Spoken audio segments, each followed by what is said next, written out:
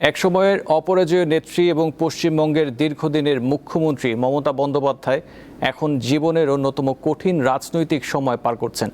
নির্বাচনে পরাজয়ের পর ক্ষমতার মসনদ হারানোর ধাক্কা কাটতে না কাটতে তার উপর চড়াও হয়েছে আইনি জটিলতা আর দলীয় অভ্যন্তরীণ কোন্দল।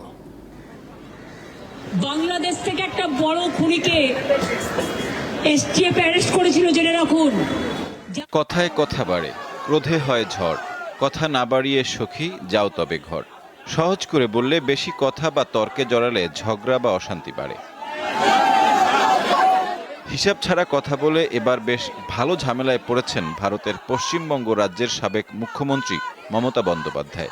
সম্প্রতি বাংলাদেশের ইনকিলাব মঞ্চের প্রয়াত মুখপাত্র শরীফ ওসমান হাদির হত্যা নিয়ে করেন বিতর্কিত এক মন্তব্য।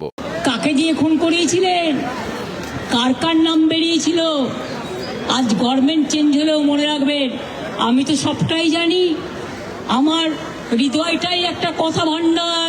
এ ঘটনায় দেশদ্রোহিতার অভিযোগ আনা হয়েছে তৃণমূল নেত্রীর বিরুদ্ধে। পাশাপাশি বিধানসভার নির্বাচনে হেরে লেজে গোবরে অবস্থা তার দলের। বিরোধী দলীয় নেতা নির্বাচনে মমতার কথা শোনেননি তারই দলের বিধায়করা। মমতার পছন্দ শোভনদেব বন্দ্যোপাধ্যায়কে বাদ দিয়ে ঋতব্রত বন্দ্যোপাধ্যায়কে বেছে নিয়েছে তৃণমূল থেকে নির্বাচিত সদস্যরা। এরই মধ্যে স্পিকারের অনুমোদনও পেয়েছেন ঋতব্রত। পশ্চিমবঙ্গ ও ভারতের রাজনীতিতে যে মমতা ছিলেন অগ্নিকন্যা হিসেবে খ্যাত, ক্ষমতা হারানোর পর তিনি এখন নিজ ভূমে পরবাস। ঘরের বাইরে আইনি লড়াই আর ঘরের ভেতর নেতৃত্বের যুদ্ধ, এই দুই ফ্রন্টে একসঙ্গে লড়তে গিয়ে মমতা কতটা ঘুরে দাঁড়াতে পারবেন সেটাই এখন দেখার বিষয়। সাইফুর রহমান শিশির, দীপ্ত বার্তাকক্ষ।